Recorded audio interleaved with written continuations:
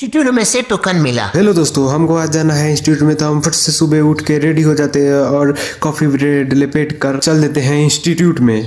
तो हम जा रहे हैं कलौंकी से बाग बाजार, वहाँ मेरा एनिम्स इंस्टीट्यूट है। हम अभी जा ही रहे थे कि हमें ये रास्ते में सुनधारा दिखता है। तो हम आ जाते हैं इंस्टीट्यूट में। वहाँ से हमको क्लासरूम में जाने के लिए एक टोकन मिलता है। क्लास खत्म होने के बाद हम आ जाते हैं फ्रूट के स्टॉल पर, और हमें बिरगज में जो 20 रुपए में मिलता है तो वो यहाँ 100 रुपए में मिल रहा था। फ्रूट खाने के बाद हम लोग आ जाते हैं हॉस्पिटल में, क्योंकि हॉस्पिटल में आज मेरा नानी का ब्लड चेक होना था। हम लोग हॉस्पिटल में नानी का ब्लड दे देते हैं और निकल जाते हैं खाना खाने के लिए। तो हम आए थे हॉस्पिटल के नजदीक ही होटल था, तो उसमें हम आ जाते हैं खाना खाने के लिए। तो हमें फटाफट प्लेट लग जाता है, हम लपेट ले भी लेते हैं और फिर से पूरी मंगा कर उसको भी लपेट लेते हैं। उसके बाद हम इन ड्राइव से फिर से रैपिडो बुक करके अपने घर आ जाते हैं।